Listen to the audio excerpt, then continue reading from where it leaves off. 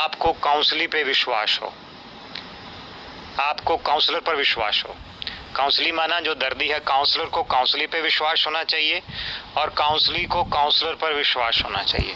दोनों का आपस में संबंध बहुत अच्छा होना चाहिए। काउंसलिंग को काउंसलर से छिपना नहीं और काउंसलर को फेथ रखना है कि जो उसको काउंसलिंग बता रहा है वो सही बता रहा है।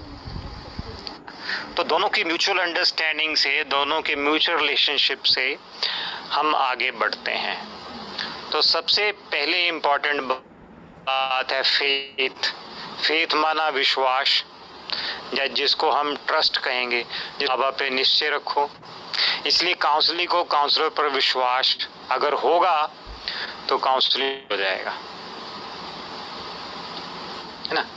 लेकिन वो विश्वास कैसे पैदा होगा? जब काउंसलर जो है उसको ध्यान से सुनेगा। तो ये देखा गया, एक हार्वर्ड यूनिवर्सिटी में रिसर्च हुई है। हार्वर्ड यूनिवर्सिटी में क्या देखा गया कि 2014 में कुछ पेशेंट्स डॉक्टर के पास आए, उनके ऊपर स्टडी हुई कि जिन पेशेंट्स को दर्द था और डॉक्टर ने उनको बड़े ध्यान से सुना। अगर 100 पेशेंट डॉक्टर्स के पास गए तो जिन डॉक्टर्स ने उनको बड़े ध्यान से सुना, उनमें से 100 में से 45 पेशेंट्स, उनके बॉडी पेन्स कम हो गए, उनका दर्द चला गया केवल सुनने से ही। जैसे आपने भी कभी अनुभव किया होगा, कभी आप डॉक्टर के पास जाते हो तो जिस डॉक्टर पे आपको फेथ होता है, आपको लगता है मैं इसके पास आया हूँ ना तो ये ठीक हो जाएगा। क्यों? क्योंकि वो बड़े प्यार से आपकी बात सुनता है, आपको ध्यान से चेक करता है, आपके ऊपर पूरा अटेंशन देता है। ये नहीं है कि किसी और से बात कर रहा है या फ़ोन आ गया और आपको ऐसे ही चेक करके दे दिया, दवाई लिख के दे दिया, आपको उसके ऊपर विश्वास ही नहीं होगा। अब क्यों ये काम कर रहा है? क्योंकि पेशेंट को विश्वास हो जाता है कि डॉक्टर बहुत अच्छा है, तो वो फेथ जो है उसके ऊपर क्या करता है? काम करता है। ठीक है, तो ये रिसर्च पब्लिश हुई है कि जब डॉक्टर्स मरीजों को ध्यान से सुनते हैं तो उनका दर्द जो है वो ठीक हो जाता है। ठीक है, आपने देखा होगा कि कई बार आपने कहानियां सुनी होगी कि लोग साधु संतों के पास जाए, उन्होंने कोई पूड़ी दे दी और वो पूड़ी खाने से क्या हो गए? ठीक हो गए, है ना। या किसी ने सर के ऊपर हाथ रख दिया तो उनके हाथ रखने से क्या हो गए? वो ठीक हो गए। या कहीं वो जगह पर गए, वहाँ पे उन्होंने अमृत पिया और अमृत पीने से वो क्या हो गए? ठीक हो गए, है ना। या रोज हम क्या करते हैं? ईश्वर को याद करते हैं। जैसे कई लोग पूजा पाठ करते हैं, तो रोज इस पूजा पाठ इस ध्यान से करते हैं कि हम ठीक हो रहे हैं, हम ठीक हो रहे हैं। तो ये क्या वास्तविकता में काम कर रहा है? ये उनका फेथ काम कर रहा है। इस फेथ को हम बोलते हैं प्लेसिबो इफेक्ट। ये स्टडी तो है ही है, लेकिन इस स्टडी के साथ साथ एक इफेक्ट होता है जिसको हम प्लेसिबो इफेक्ट कहते हैं। ये प्लेसिबो इफेक्ट क्या कहता है? अगर किसी व्यक्ति को फेथ है तो वो ठीक हो जाएगा, क्योंकि हमारे शरीर में इतनी ताकत होती है कि हमारा शरीर हर तरह की मुश्किल को, मानसिक बीमारी हो चाहे तन की बीमारी हो, उसको ठीक करने में सक्षम है। हमारे ब्रेन में नेचुरल केमिकल्स पैदा होते हैं, वो हीलिंग केमिकल्स भी होते हैं, वो शरीर को ठीक भी कर सकते हैं, शरीर को बीमार भी कर सकते हैं। तो पहले हम ये जानेंगे कि प्लेसिबो इफेक्ट क्या है। प्लेसिबो इफेक्ट क्या होता है, ये एक रिसर्च से पहले समझेंगे। जब भी कोई नई दवाई मार्केट में आती है तो उस नई दवाई का एक्सपेरिमेंट किया जाता है पहले। जैसे हम पीएचडी कराते हैं स्टूडेंट्स को, तो 2 ग्रुप बनाए जाते हैं। एक को हम बोलते हैं एक्सपेरिमेंटल ग्रुप और एक को हम प्लेसिबो ग्रुप बोलते हैं, या उसको कंट्रोल ग्रुप भी बोल देते हैं। एक के ऊपर प्रयोग किया जाता है, एक को ऐसे ही रखा जाता है। अब मान लीजिए मार्केट में कोई नई मेडिसिन लॉन्च करनी है, तो पहले उसको एक्सपेरिमेंट किया जाता है कि ये कितनी इफेक्टिव है नई मेडिसिन। उसके इफेक्ट को जानने के लिए डॉक्टर्स 2 ग्रुप बनाते हैं। लेट अस सपोज हम डायबिटीज़ की बात कर लेते हैं। हम इमेजिन कर लेते हैं कि कोई नई मेडिसिन डायबिटीज़ के लिए मार्केट में आती है, तो हम 2 ग्रुप बनाते हैं, दोनों ही व्यक्तियों को लेते हैं, 30-30 लोगों को लेंगे और दोनों ग्रुप में डायबिटीज़ वाले मरीज़ होंगे और कोशिश करते हैं कि उनकी उम्र भी उतनी हो और उनके डायबिटीज़ का लेवल भी उतना ही हो। दोनों ग्रुप्स में एवरेज डायबिटीज़ उतनी ही होनी चाहिए, कम या ज़्यादा नहीं होनी चाहिए, उनकी एज भी उतनी हो, है ना। और वो एक ही तरह की, अगर डायबिटीज़ 1 है तो 1 वाले लेंगे, अगर 2 है तो 2 वाले लेंगे। तो बीमारी भी एक जैसी, आयु भी एक जैसी, उस बीमारी का जो बायोकेमिकल रिपोर्ट में लेवल होता है ना, तो वो भी क्या लेंगे, उतना ही लेंगे। या जैसे मान लीजिए ऐसे हम ये भी ले सकते हैं कि 2 ग्रुपों में हम बीमार व्यक्तियों को ले सकते हैं कि दोनों ग्रुप में मान लीजिए फीवर एक ग्रुप में एवरेज 100 है तो दूसरे ग्रुप में भी 100 होना चाहिए। जो फीवर एक ग्रुप को है वही फीवर दूसरे ग्रुप को होना चाहिए। ऐसा नहीं है कि दोनों को अलग अलग फीवर हो, कारण कुछ अलग अलग हो, एक को वायरल हो एक को बैक्टीरियल, नहीं, दोनों को सेम ही टाइप का। अगर एक में वायरल एक टाइप का है तो दूसरे में भी, अगर मान लीजिए कोरोना की बात करते हैं तो अगर एक ग्रुप में कोरोना का वायरस है तो दूसरे में भी कोरोना का वायरस होना चाहिए, उनका एज भी ऑलमोस्ट सेम होनी चाहिए। तो जब नई दवाई एक ग्रुप को हम देते हैं, जिसको देते हैं उसको एक्सपेरिमेंटल ग्रुप बोलते हैं। वास्तविकता में ऐसा नहीं कि नहीं देते हैं, उसको भी देते हैं, लेकिन उसको हम रियल मेडिसिन नहीं देते, नकली दवाई दे देते हैं, डमी दे देते हैं। मान लीजिए टैबलेट है, लाल रंग की गोली है, दोनों ग्रुप को वैसी ही लाल रंग की गोली देते हैं, लेकिन एक में असली दवाई होती, एक में नकली पाउडर डाल दिया होता है, लेकिन बाहर से वैसी नज़र आती है। और दोनों को ये बताया जाता है कि आपको हमने नई दवाई दी है और ये नई दवाई जो है ये बहुत अच्छी है, ये आपकी बीमारी के ऊपर काम करेगी और ये आपको ठीक कर देगी, है ना। लेकिन ये बताया नहीं जाता कि किसको असली दवाई दी है, किसको दवाई है ही नहीं या नकली है। उसको हम र्यूब्रम कहते हैं। र्यूब्रम का मतलब होता है कि जिसमें कोई मेडिसिन है ही नहीं है, उसको हम प्लेसिबो बोल देते हैं कि ये प्लेसिबो टैबलेट है। तो ये देखा जाता है कि दोनों ग्रुप से मरीज ठीक हो जाते हैं, जिनको दवाई दी गई वो भी ठीक हो गए और जिनको दवाई नहीं दी गई वो भी ठीक हो गए। लेकिन दोनों में फ़र्क क्या है, जिनको दवाई दी गई मान लीजिए उसमें 80% लोग ठीक हो गए और जिसको नहीं दी गई उसमें भी 35 से लेके 40% तक मरीज ठीक हो जाते हैं। अब आप कहेंगे कि एक ग्रुप को तो दवाई दी थी, दवाई ने शरीर के ऊपर असर किया, लेकिन दूसरे ग्रुप में तो दवाई नहीं दी गई, उस पे किस चीज़ ने असर किया? उस पे किस चीज़ ने असर किया? विश्वास ने असर किया, फेथ ने असर किया कि ये दवाई मेरे को ठीक कर देगी। यही फेथ हर जगह काम करता है। यही जब वो मरीज डॉक्टर के पास गए, डॉक्टर ने ध्यान से सुना तो 45% मरीजों को, क्योंकि यहाँ 45% है, एवरेजली इतना होता है 35 से लेके 45% तक लोग जो है वो ठीक हो जाते हैं, इसलिए हमने 50% एवरेजली माना है। लेकिन कार्ल रॉजर्स ने तो कहा 80% तक हो जाते हैं। उनका अपना अनुभव है हर एक एक्सपेरिमेंट में, लेकिन हम एवरेजली ले लेते हैं ना। तो उसका कारण यही था, प्लेसिबो इफेक्ट था कि उनके ब्रेन ने वो केमिकल्स पैदा करने शुरू कर दिए, वो फेथ ने केमिकल्स पैदा, क्योंकि वो पॉजिटिव आ गया ना, मन को विश्वास आ गया, पॉजिटिविटी आ गई। जैसे बाबा कहता है मेरे ऊपर फेथ रखो तो तुम हर समस्या को पार कर सकते हो अपने। जैसे बाबा ने भी आज मुरली में कहा, हिम्मते बच्चे मत दे बाप, अपने संस्कारों को बदलने के लिए क्या करो, हिम्मत रखो। हिम्मत रखेंगे, बाबा पे फेथ रखेंगे तो संस्कार परिवर्तन हो जाएंगे, बाबा मदद करेगा। वो तो रियल है, वो तो रियल बाबा की पावर काम करती है, क्योंकि बाबा की शक्ति, बाबा का 3 दिरे सुख पावर, वो तो रियल गॉड पावर काम करती है। ये तो ह्यूमन पावर काम कर रही है, यहाँ गॉड की पावर काम नहीं करती प्लेसिबो इफेक्ट में। ये मनुष्य की शक्ति है, ये मनुष्य के शरीर में एक एबिलिटी है, बाय बर्थ ये एबिलिटी है कि वो अपने आप को हील कर सकता है पॉजिटिव फेथ के द्वारा, पॉजिटिविटी के द्वारा। इसलिए लोग कहते हैं पॉजिटिव थिंकिंग रखो। लेकिन बाबा हमें न केवल पॉजिटिव थिंकिंग, लेकिन ट्रू पॉजिटिव थिंकिंग सिखाते हैं। रियल पॉजिटिव थिंकिंग क्या है? लोग तो अफर्मेशन देते हैं, they are not real positive. हम जो सम्मान लेते हैं they are real positive affirmations. दुनिया में जो काउंसलर सम्मान देते हैं they are simple positive affirmations, not real. बाबा तो हमें आध्यात्मिकता की कि मैं शांत स्वरूप आत्मा, दुनिया बताएंगे मैं शांत हूँ, लेकिन मेरी रियलिटी जो है, मेरी ओरिजिनलिटी वो शांत है, वो बाबा हमें रियलिटी बताते हैं। ठीक है, समझ लगी? ये प्लेसिबो इफेक्ट नेगेटिवली भी काम कर सकता है। अगर नेगेटिव हो जाएंगे तो आपकी बीमारी बढ़ जाएगी। ऐसे ही हुआ था, अमेरिका में एक रिसर्च हुई, एक नई ड्रग कैंसर की मार्केट में आई।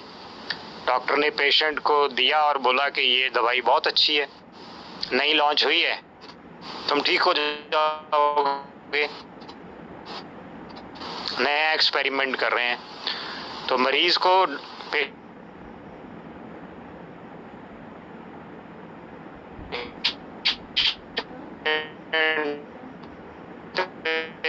और वो 3 महीने के अंदर कहते 30% से 40% रिकवर हो गया। लेकिन एक दिन वो न्यूज़पेपर पढ़ रहा था, न्यूज़पेपर में आ गया कि जो नई ड्रग मेडिसिन कैंसर की लॉन्च हुई है, ये इफेक्ट नहीं। उसने न्यूज़पेपर में पढ़ा।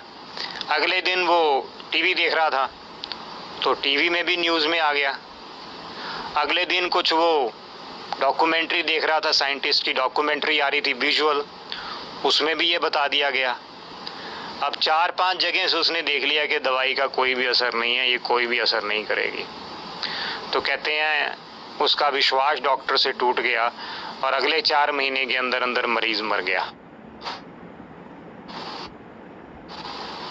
अब यहाँ क्या काम कर रहा है? यहाँ भी विश्वास काम कर रहा है। पहले पॉजिटिव था तो बहुत अच्छा था, अब नेगेटिव चली गई। एक और एक्सपेरिमेंट हुआ विदेश में, और सबको पता था कि इसको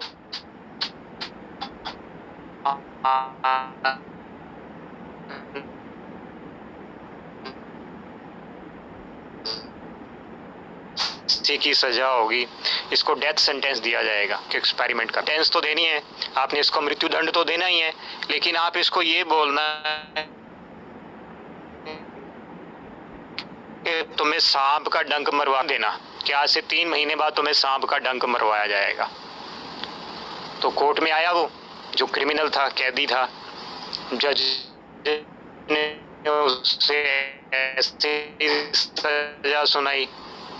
अब उसके मन में बैठ गया डर कि आज के 3 महीने बाद मुझे सांप का डंक मरवाया जाएगा और 3 महीने बाद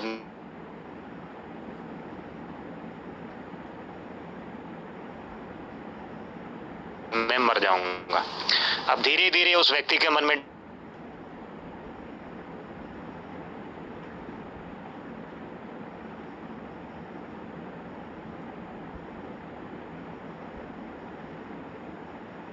डर पैदा शुरू हो गया। धीरे धीरे बायो केमिस्ट्री की रिपोर्ट आई, ब्लड टेस्ट की रिपोर्ट आई, तो ये पाया गया कि उसके ब्लड में वैसे ही तकरीबन मिलते जुलते केमिकल्स थे जो कि एक के सांप के डंक मारने से हमारी बॉडी में बनते हैं। अब यहाँ भी क्या काम कर रहा है? वो प्लेसिबो इफेक्ट काम कर रहा है। तो फेथ बहुत इंपॉर्टेंट है, विश्वास, जिसको बाबा हमें मुरलियों में कहते हैं, बच्चे भगवान के ऊपर विश्वास रखो, मेरे ऊपर विश्वास रखो, मैं सदा तुम्हारे साथ हूँ। बस एक ही बात याद रखना, मुझे याद करना। जब समस्या आए, जब मुश्किल आए, तो किसको याद करना? बाबा को याद करना। ठीक है, चलिए फिर साइलेंस में बैठेंगे 1 मिनट, बाबा को याद कर लेंगे।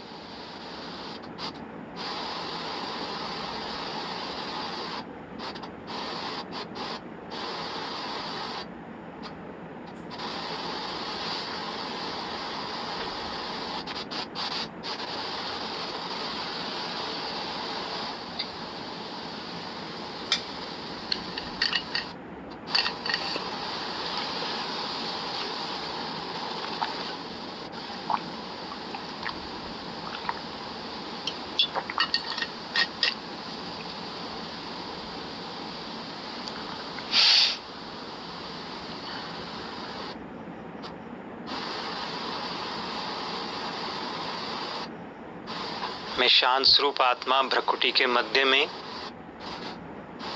चेहरे पे स्माइल रखें, फेस पे स्माइल।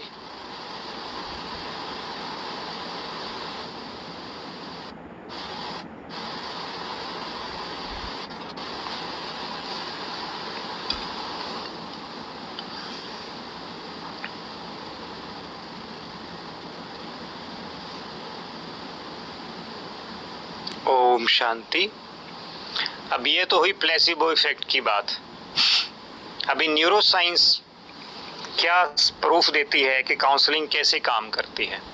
न्यूरो साइंस पहले समझे, न्यूरो साइंस क्या होती है। न्यूरो साइंस साइंस की वो ब्रांच है जो हमारे नर्वस सिस्टम को स्टडी करती है कि हमारे ब्रेन में क्या चेंजेस आ रही हैं, हमारा जो नर्वस सिस्टम है उसमें क्या चेंजेस आ रही हैं। उसको स्टडी करने के लिए जो साइंस होती है उसको हम न्यूरो साइंस बोलते हैं। न्यूरो साइंस में मोस्टली हम ब्रेन को स्टडी करते हैं, तो हमें एमआरआई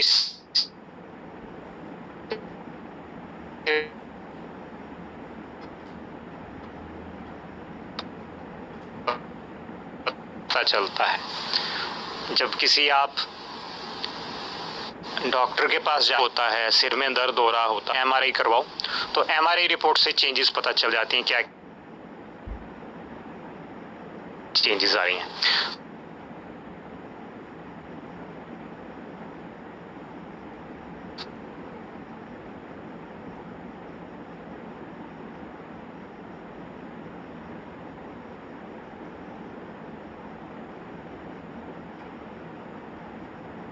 तो ये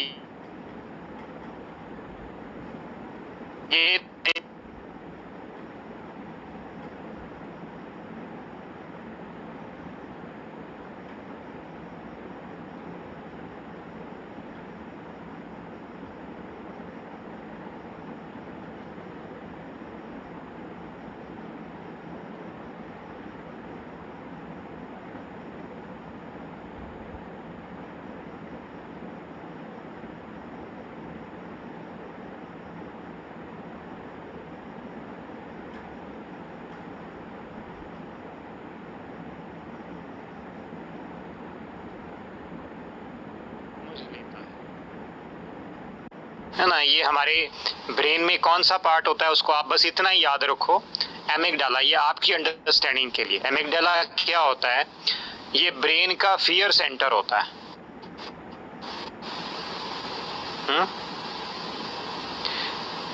ये क्या करता है, reduces it's activity during active. ये फियर सेंटर है। ये क्या करता है, जैसे व्यक्ति को ये लगता है ना कि मुझे डर है, तो ये एक्टिव हो जाता है, ये अपना काम करना शुरू कर देता है। जैसे मान लीजिए आप कहीं बैठे हैं, आप चेयर पे बैठे हैं, आपके घुटनों में दर्द है, आप चल नहीं सकते हो, आपकी कमर में दर्द है, लेकिन चेयर के नीचे सांप आ गया, आप क्या करोगे, उसी वक्त ही चेयर से उठ के भागोगे। मान लीजिए आप घर में बैठे हैं, खुदा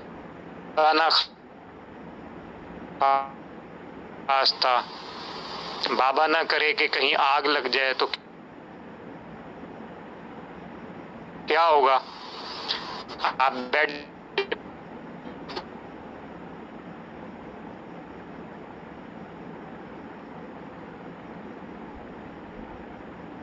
महसूस होता है।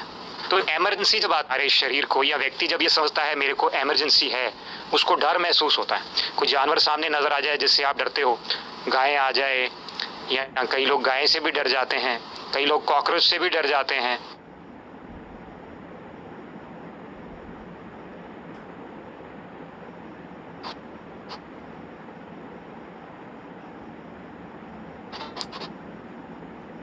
ग्लूकोज चाहिए, उसका ब्लड प्रेशर ज़्यादा, बॉडी को ज़्यादा खून चाहिए ना, उसके लिए ये क्या करता है, ये काम करता है, एक्टिव हो जाता है एमिगडाला। जब ये एक्टिव हो जाता है तो शरीर को ज़्यादा खून जाता है, हमारा ब्लड प्रेशर बढ़ जाता है, हमारा diabetes level, glucose level blood में बढ़ जाएगा, हमारे मसल्स कॉन्ट्रैक्ट करने शुरू हो जाते हैं। माना ये बॉडी को शक्ति देता है, लेकिन जब वो इमरजेंसी ख़त्म हो जाती है शांत हो जाता है। एक्टिव भी होता है फिर पैसिव भी हो जाता है, माना काम भी करेगा, फिर जब वो इमरजेंसी चली गई तो वे शांत हो जाता है।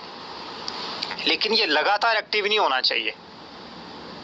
ये कब एक्टिव होता है, जैसे डर है, डर क्या एक तरह का तनाव है, एक तरह की चिंता है, तो उस तनाव, उस चिंता को दूर करने के लिए एक्टिव हो जाएगा,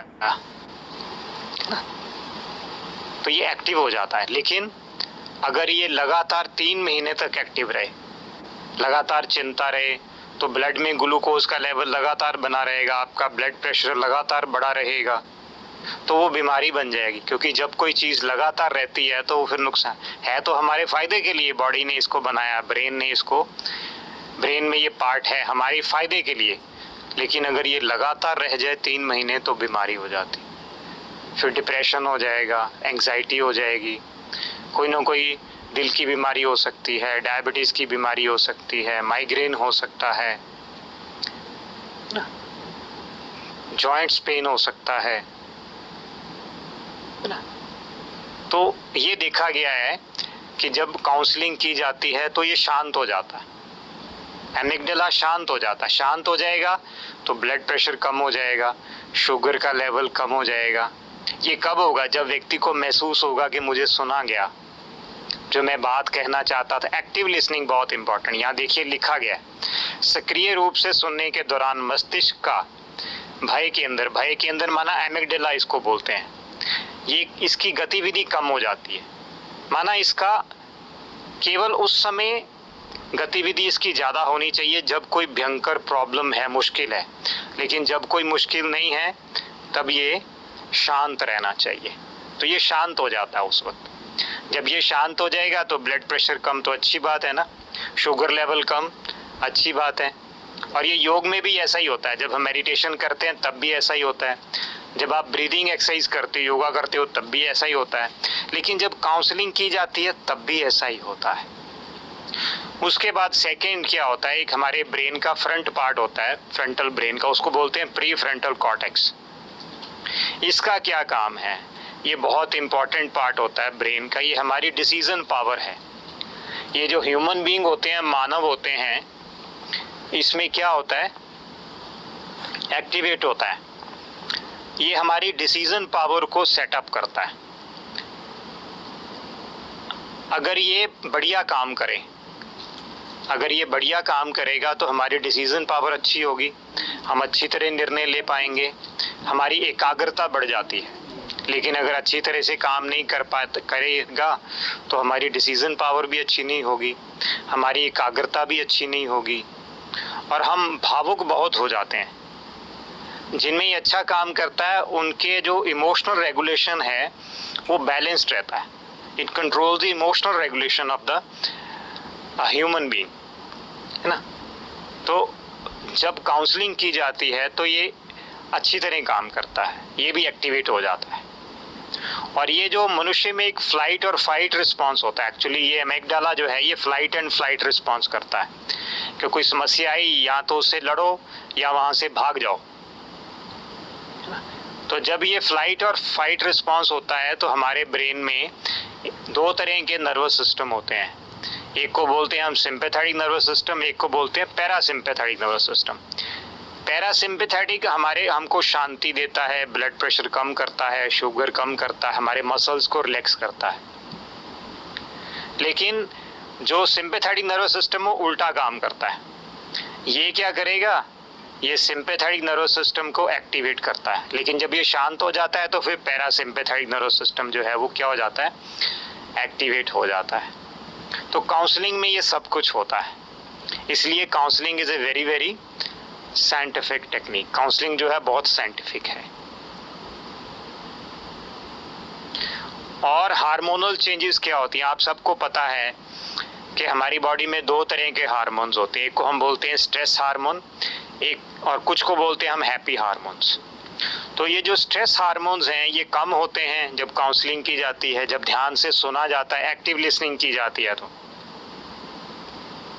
तो ये देखा गया कि 23% जो तनाव के हार्मोन है, स्ट्रेस हार्मोन, कॉर्टिसोल एक स्ट्रेस हार्मोन है जो हमारी एड्रिनल ग्लैंड जो किडनीज के ऊपर होती है वो प्रोड्यूस करती है। तो तनाव कम हो जाता है, 23% जो है कॉर्टिसोल कम हो जाता है।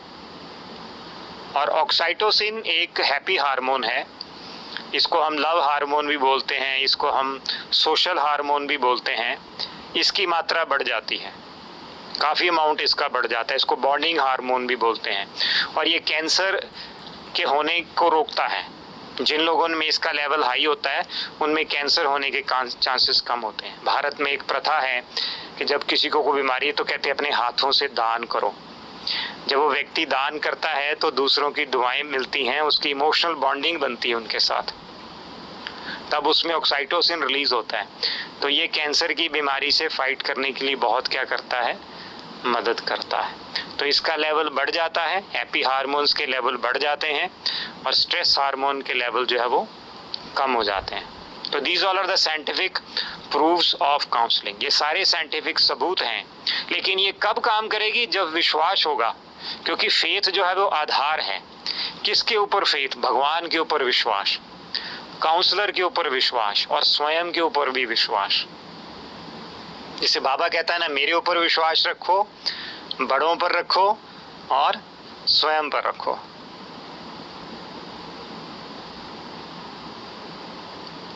अब प्रश्न ये उठता है कि हम फेथ को कैसे पैदा करें, विश्वास को कैसे जनरेट किया जाए।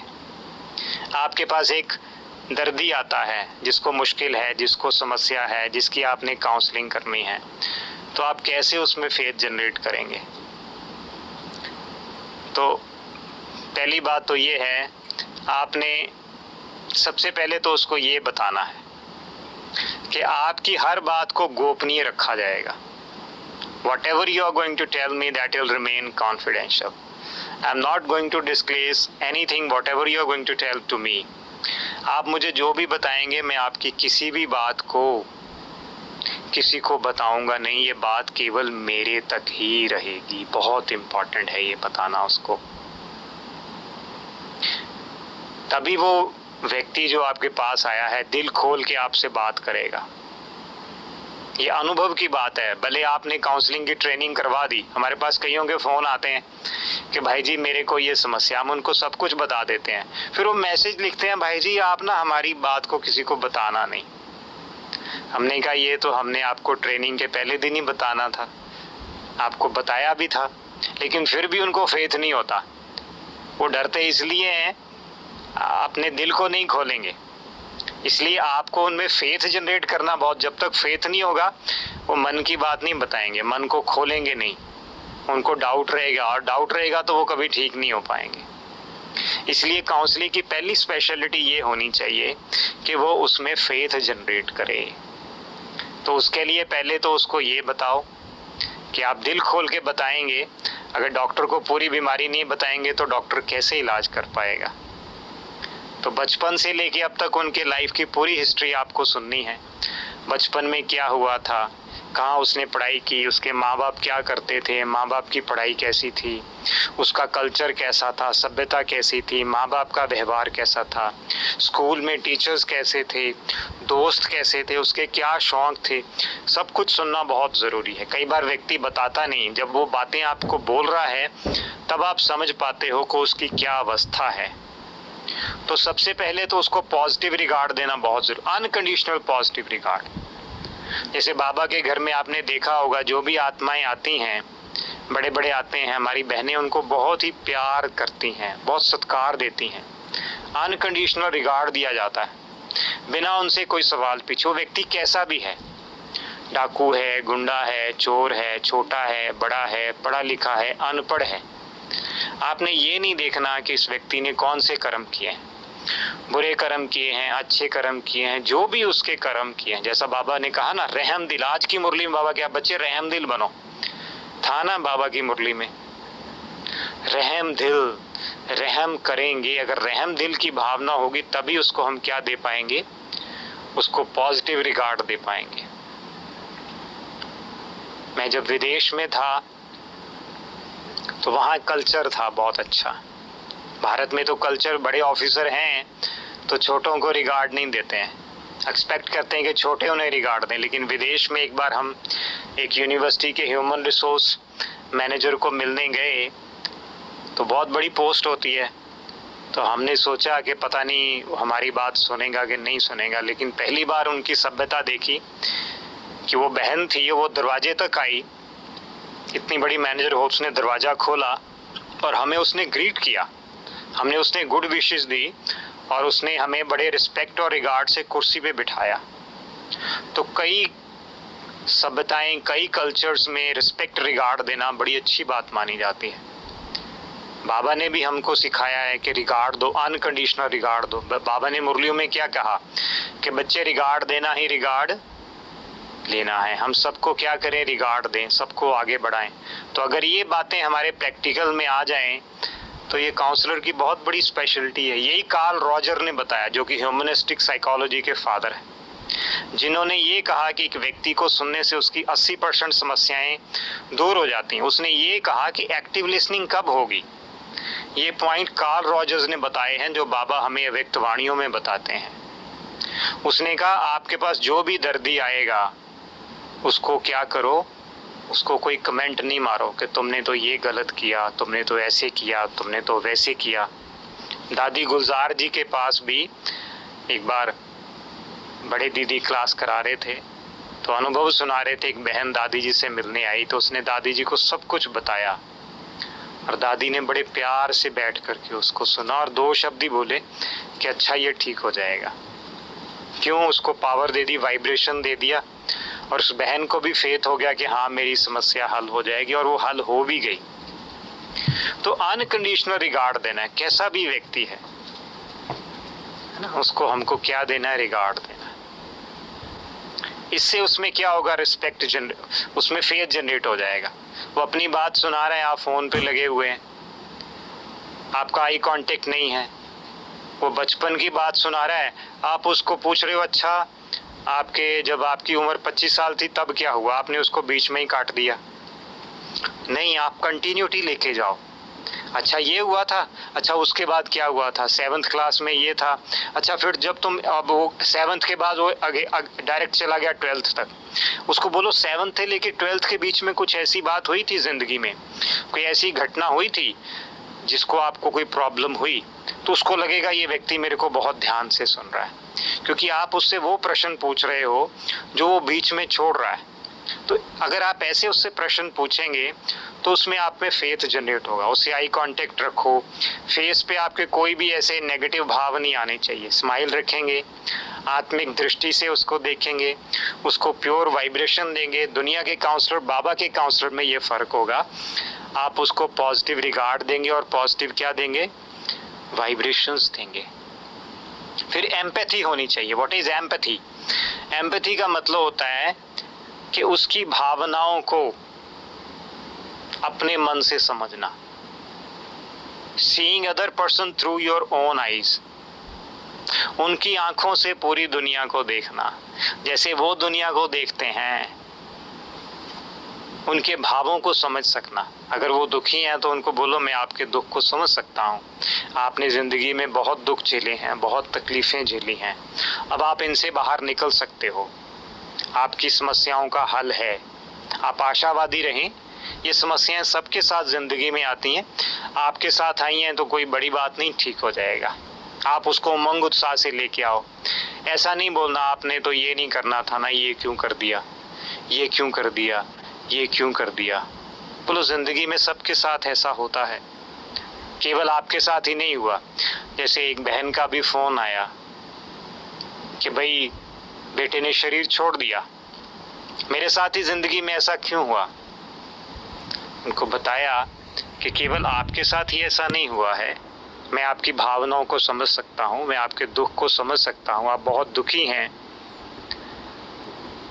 लेकिन बहुत सारी आत्माएं हैं जो आपको नज़र नहीं आती हैं। वो आपकी सिटी में नहीं हैं, आपकी स्टेट में हैं, आपके देश में हैं, पूरी दुनिया में हैं। शायद ही कोई ऐसा आत्मा होगी जिसके घर में किसी ने शरीर नहीं छोड़ा। तो ये समस्या तो हर एक के साथ भी आती है, आपके साथ भी आई है। तो जैसे सब ने इसको हल कर लिया, आप भी बहुत आसानी से इसको पार कर सकते हैं। इसमें कोई बहुत बड़ी बात नहीं, आप सक्षम हैं इस समस्या को दूर करने के लिए, आप सक्षम हैं, आप पावरफुल हैं।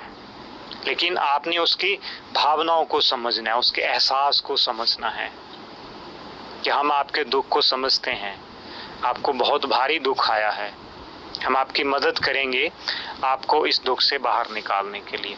तो उसकी आंखों से putting yourself in to the shoes of others, अपने आप को दूसरों के जूतों में रख के देखेंगे अगर आप उसकी जगह पे होते तो आप कैसा महसूस करते, अगर वही घटना आपके साथ हुई होती तो आपको कैसे फीलिंग आती, आप कैसे रिएक्ट करते, आप उस वक्त क्या करते। क्योंकि बेसिकली ये ह्यूमनिस्टिक साइकोलॉजी ये कहती है कि दुनिया में कोई व्यक्ति गलत नहीं होता। जैसे बाबा ने हमको बताया है कि बच्चे, हर एक आत्मा प्रेम स्वरूप है, आनंद स्वरूप है, ज्ञान स्वरूप है, शक्ति स्वरूप है, पवित्र स्वरूप है। ऐसे ही ह्यूमनिस्टिक साइकोलॉजी भी ये कहती कि हर एक व्यक्ति जो है वो ह्यूमन है, वो बाय बर्थ बहुत अच्छा है, he is a good person, लेकिन व्यक्ति की परिस्थितियां उसे वो बुरी, क्या कहें, बुरी चीजें करने के लिए मजबूर कर देती हैं, उसके पास कोई रास्ता नहीं होता, या वो अपने संस्कारों के वश हो जाता है। जैसे आज भी कहा ना बाबा ने मुरली में, बच्चे अपने संस्कारों को परिवर्तन करो। आज हम इसके ऊपर विशेष योग भी करेंगे 15 मिनट के लिए। फिर ये सबसे बड़ी बात है, बीइंग ए स्पिरिचुअल काउंसलर, हमें सोल कॉन्शियस स्थिति में रह करके उस आत्मा को वाइब्रेशंस देने, उसके भाव में नहीं बह जाना। नहीं तो कई बार क्या होता है, वो अपनी बातें सुना रहे हैं, हम उसके भाव में बह जाते हैं।